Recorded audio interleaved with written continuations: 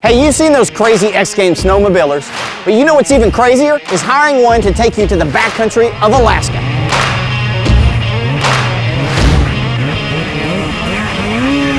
Welcome to Project Adventure. My name's Peter, this is Spencer, we're your hosts. For the last 20 years, I've been a hunting and fishing guide in Alaska, and there's one thing I've learned. Adventure is essential for a full life, but most people think they're too busy or too broke to do anything about it. Wrong! We choose one lucky person to take on the adventure of a lifetime. We pair them with world-class coaches and turn them from zero to hero in less than 72 hours. Are you ready to find your adventure? Let's go.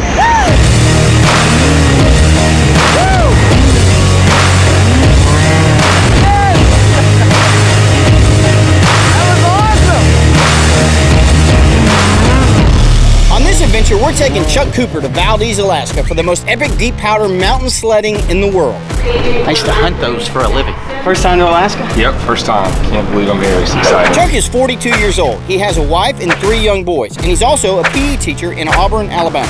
When I first heard that Chuck was getting the opportunity to do this, I was like, well, if you can't go, then I'm gonna go. My greatest hope for Chuck on this trip is that he gets to do this like awesome adventure, and he gets to do it like for himself. He's always, you know, doing stuff for everybody else. Has anybody ever been to Alaska before? Nope. You've been to Alaska? Get out of town. And he's a great dad, he's a great teacher, he's just a really good person, and I'm glad that somebody's actually giving him the opportunity to do this amazing thing, because he's really great. He deserves it. You gonna go with us? Yeah! It's really cold. Lots of snow. The cool thing that most people don't understand is that you can get to Anchorage really fast. Van's outside, we're gonna load it up and head to Valdez right now. All right, let's go. Let's do it! So Anchorage is pretty high crime, so let's cover up all the camera here. It's like the highest murder rate per capita in the country. Don't tell my wife that. Don't tell my wife that. No one leak that, please. Well, she doesn't know, so I'm already here. She can't do anything about it. So we're here at REI, we're gonna pick up some last minute gear. I think we might just stay in here, this is so fun. So we are in Anchorage, we've got about a 5-hour trip to Valdez. We're gonna drive on over to Bill's. Bill owns OTG, which is off the grid rentals. He's kind of the only game in the state for renting high-end snow machines. So have you ever done any dirt biking or? No, I've ridden four-wheelers and jet skis and stuff like that. Have you ever seen the snow before? I have not seen this much snow. Like, I've seen snow on top of some mountains in the summer in Montana, but at the very top elevations. Right. But so you've never even been in snow? I mean, we had snow in Auburn last year. And and last year, like, the whole town shut down for a week because we had a couple inches of snow. All right, we're at OTG, and we are about to get out and meet Bill. Morning. Everybody doing? Bill, Peter Goodwin. Peter, good to meet you. Nice to meet you. Chuck Cooper. Chuck, good to meet you Nice guys. to meet you too. Show us around a little bit. And is this blue sled over here? This is one of the ones we're taking? Yeah, right. That's the one for you. Is this the discounted one? That's the discounted one right there, boys. So OTG, you guys started just a couple years ago. I mean, what do you guys specialize in? We kind of got everything covered. We got 25 sleds. We got a dirt bike on track, and we can show you guys that. Yeah. Timber sled. We got a timber sled in the other. I'm going to be riding that, Yeah, timber sled's a lot of fun, but yeah, we just try to have the whole gamut covered and just do everything for everybody. So. Well, cool. Well, we really appreciate you working with us. We're really excited to work with you and get up there and rip some snow, man. Let's get on the road. All right. All right.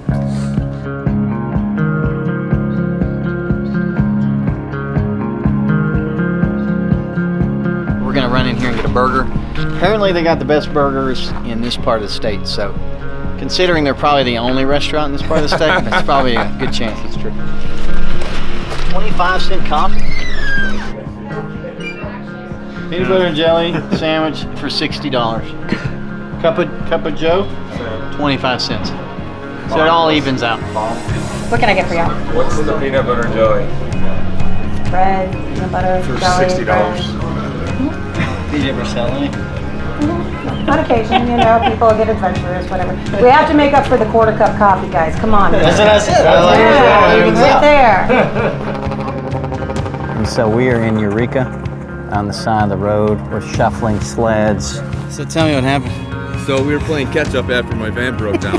So we were going about 100 miles an hour. And about 10 miles outside of Eureka, Travis's trusty Duramax put itself in limp mode. So we need a Dodge. We've gone through the Ford. The Chevy just took the So somebody give us a Dodge. Yeah. So we did some musical snow machine. Yep. Got creative, played a little snow machine Tetris, and voila. We're gonna go riding. Voila. So we're not worried about getting back. We're vehicle down, but we're just gonna get there. That's and Monday's figure it problem. out on the way back. Yeah. Okay. Thanks, Kevin. Absolutely. What's your role here? My role here on this trip is to be the comedian, to keep all you guys in line, make sure everyone has fun, but stay safe. Okay. Yeah, Are you just provide the last. like- Certified badass? Yeah, absolutely. Can I see that? Yep.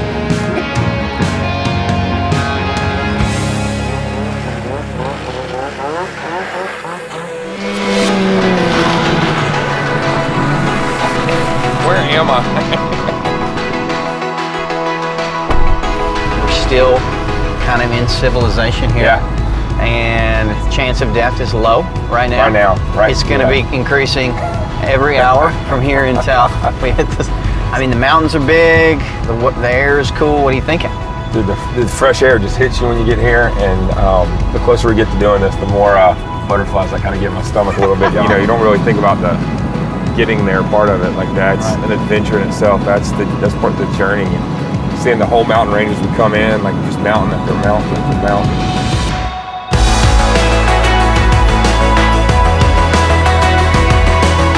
Waterfalls, snow, trees, mountains, straight cliffs on each side. This is ridiculous.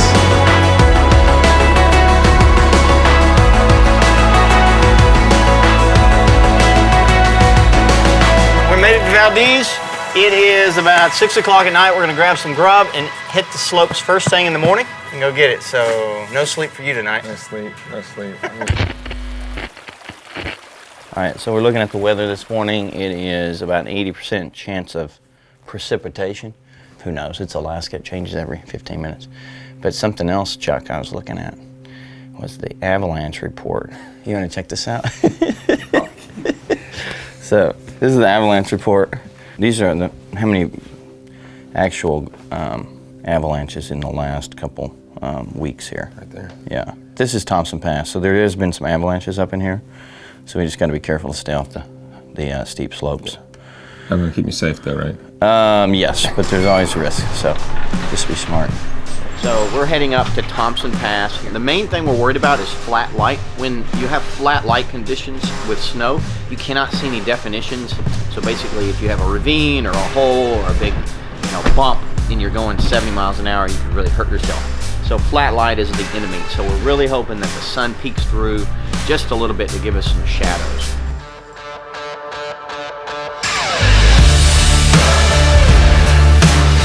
When you applied to come on an adventure trip with Groove, did you ever think you'd get it? Dude, I subscribed and then I applied for it, and it was really, really awesome to get the phone call. I was so excited, and can't believe I'm still here, and I can't believe that I'm in Alaska. So we often get asked how we pick these trips. This one was interesting because somebody walked in the office, they showed me a video of this epic snow machining going on in the Alaska mountains, and it was like, oh man, we are definitely doing that. And I know a guy that can take us on that trip, and that's Cory Davis. We're about to meet him. He's a 6-time X Games medalist and just all around awesome. What's up, guys? Cory, nice to see you, man. Yeah, Peter. How's it going? Chuck, Cory, nice to meet you, man. So this is Bill at OTG. Yep, good to see you again. So Chuck Cooper from Alabama. He's actually never been in snow in his whole life, and you're tasked to make him a snow machiner in 2 days. We got a little bit of snow, so we could probably do it. Just a little. Yeah. Valdez, Alaska, man. That's where you come for the snow. Hey, that's cheating, bro.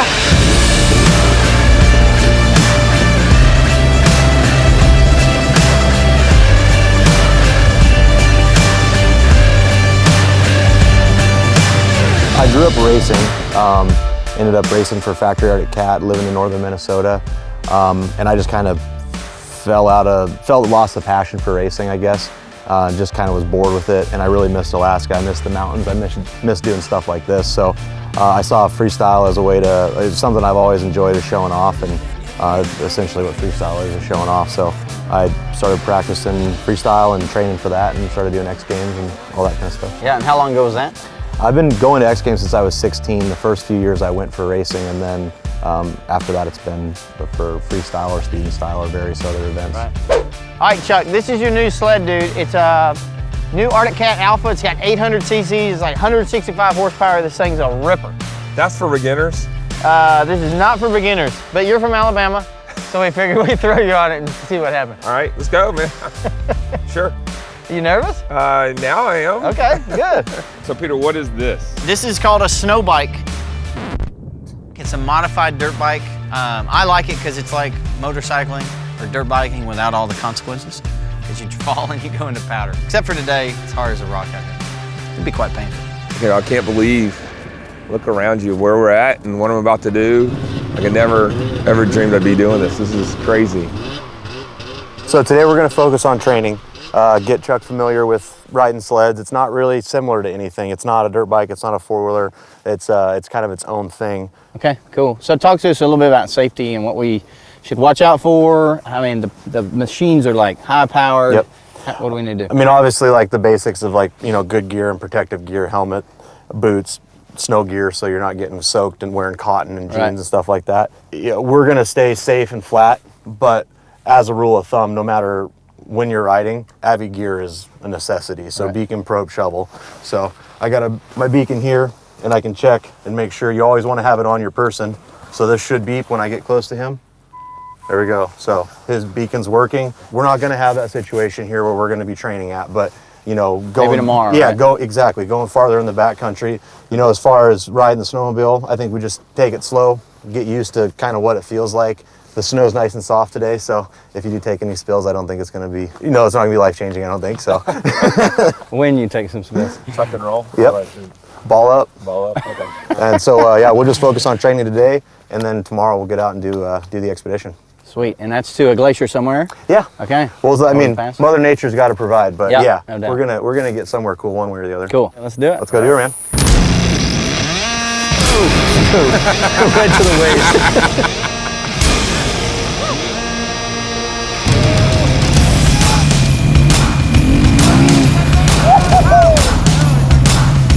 All right, Chuck, you just got on. How's it going back there? Man, it's going good. This is cool. I don't know what I'm doing, but I'm gonna follow you around. All right, you look good.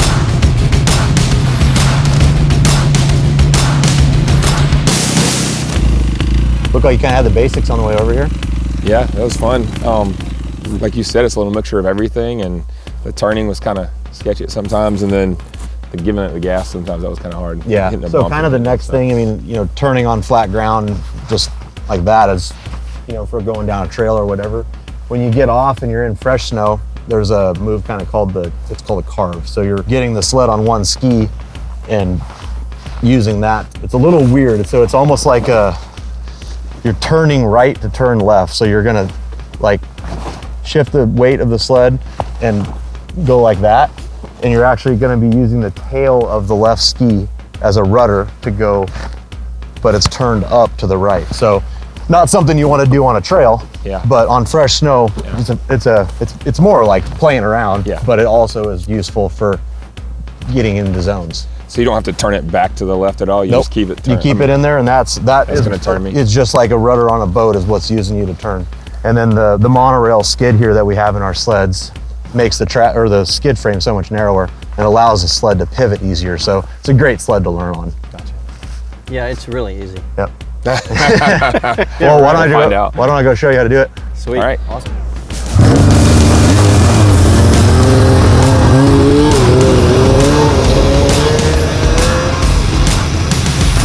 Here I'm giving it some gas. Yeah, when you turn, you gotta give it a little gas.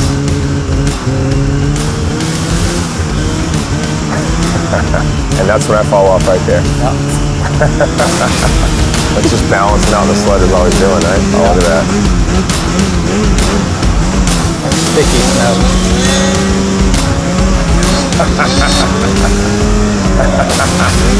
You got that? And that, whenever I do that, I go like that way, and the machine goes that way. Okay, you just saw Cory do a carve. Now it's your turn. Oh, okay. Do it. All right. Any last words? Good luck. Okay. Pull it like a man. That was awesome.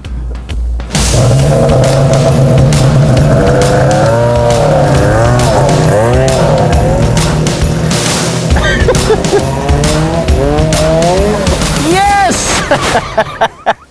You got her. That was awesome! There you go. He's doing pretty good. He's tried 2 cars. He's fallen off twice. It's hard, but he's doing really good. Let's see how he does this next time.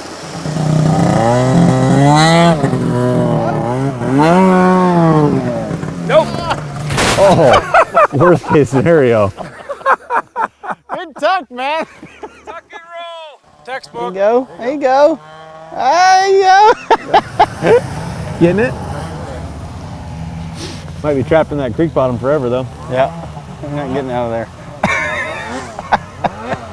Oh, snap. It's so stuck. I thought. The only other thing you can do, like once you get kind of comfortable with that, is when it starts going too much on you, That's you can give it gas, and that'll naturally want to like bring this. When it gets going away from it, give it more gas? Yep. So like, Because it'll carve out the back end. And Okay. I mean, not like pin it. Yeah, but just give it a little more. a little more gas, and it'll want to naturally kind of like. Push you out. Yeah, exactly. All right. he did good. I mean, he was saying how wonderful it was. Like the first time he's ever seen anybody do so well. Yeah. So well at falling, right? All right, we just wrapped up the first half of the day. Training went good. Do a little bit more playing around this afternoon. Got some pizza. We're in the Cory's awesome trailer in here eating. And it's been a good day so far. I think we're gonna just hit, you've done really well. I think you've done pretty good for, let's go play. All right.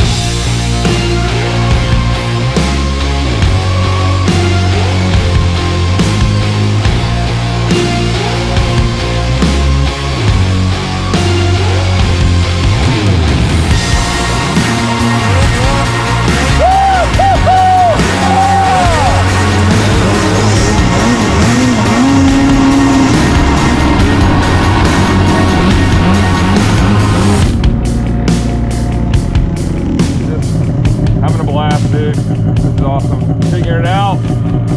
Not gonna quit, that's for sure.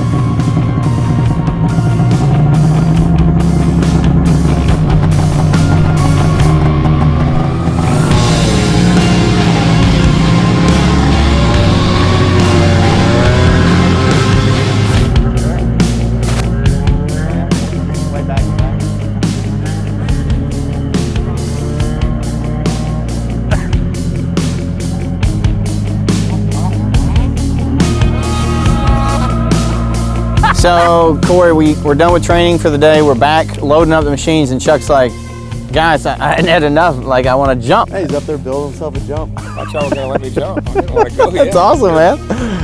I mean, it's a little jump. So I gave him a hand shaping it and designing it, and it was a perfect beginner jump. All right, so what do I need to make sure I do as I go over this jump? Come into the jump with speed. Don't try to just come right up to it slow and goose it. Okay. Just carry speed off the jump and let off when you go off the jump. And I mean, you can work your way up, hit it a bunch of times, start small and go as big as you feel like. But All right, what about the bike? Any advice for me? no idea. I'm just screwed. Yeah, that's not my forte. Okay, sounds good. Jump time.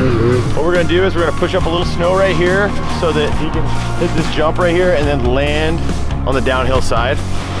So, jump building time.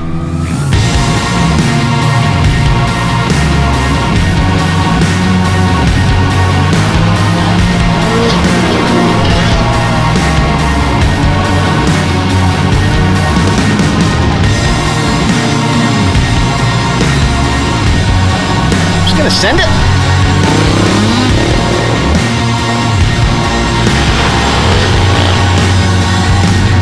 It was awesome today. Great experience. Dude, can't wait for tomorrow. So keeping the hang of it. Play with it some more. See if I can't do a little bit better tomorrow.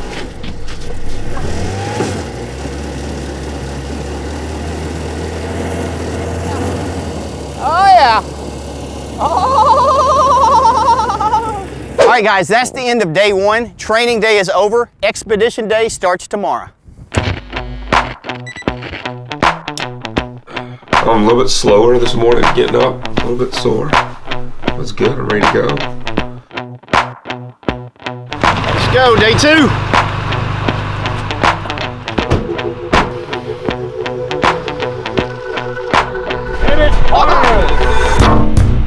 Yeah! So I was born here in Homer, Alaska in 1980.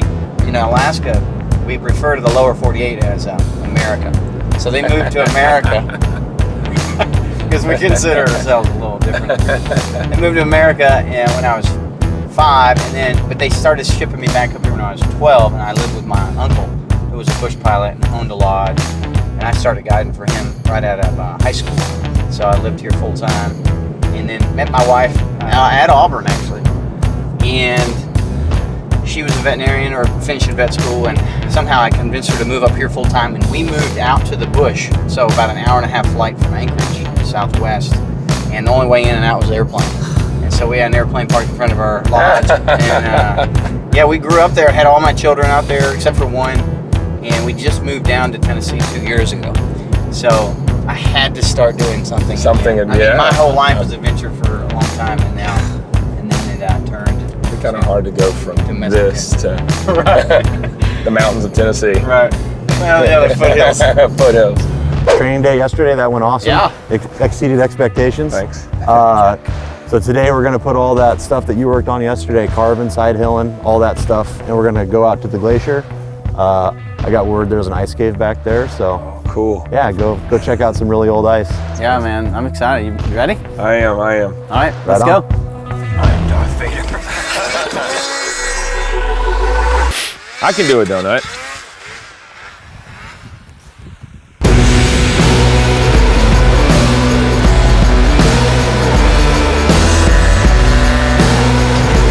I'm really wanting to get there. What do you think? Is it beautiful or what? I mean, it's beautiful out here.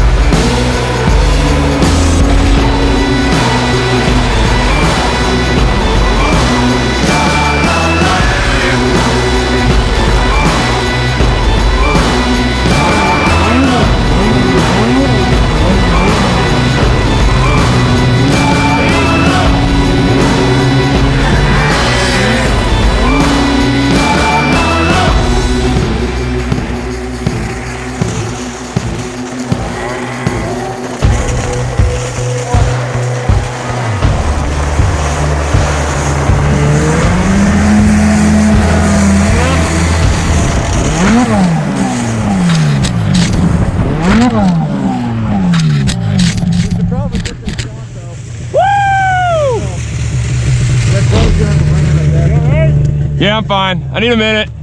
All right, let's go. I'm ready. I got a concussion, but I'm okay. Thank God for helmets. Woo!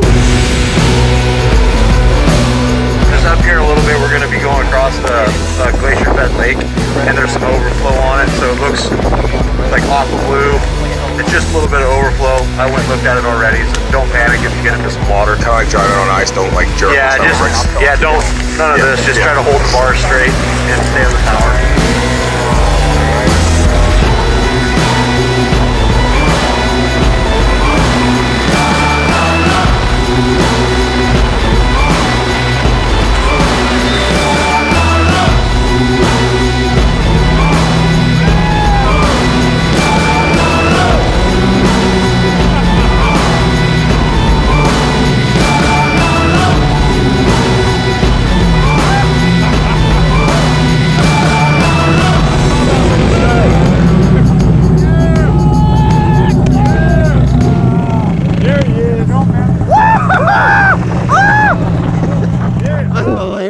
All right, man, this trip has been epic so far, and coming to the glacier has been awesome.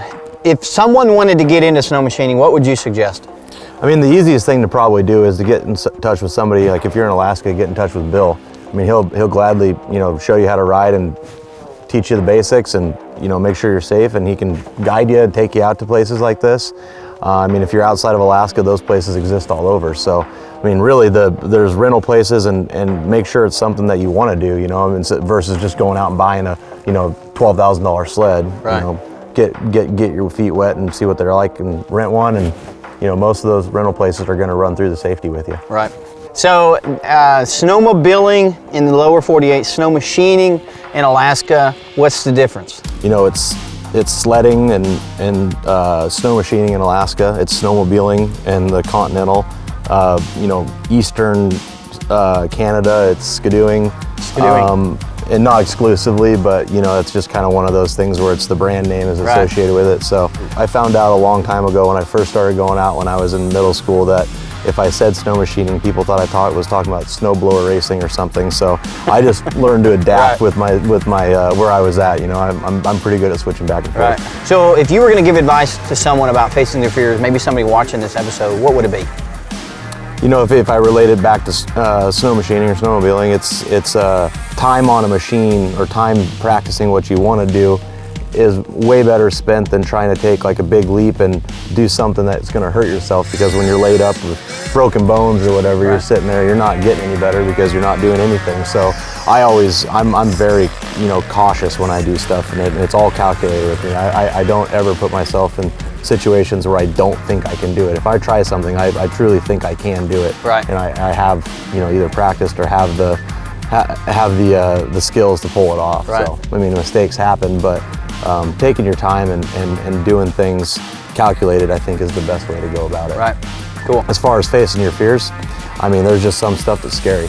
So the first time I backflipped into learning flips is, no doubt about it, it's the scariest thing I've ever done. It was really mental, and you know, there's no reason it shouldn't work. It's been done hundreds of thousands of times before that, but to me, my brain didn't like it. Right. So it was really scary, and it was really hard for me to commit and just actually do it. Right. You did it. Yep. Golly, look at this.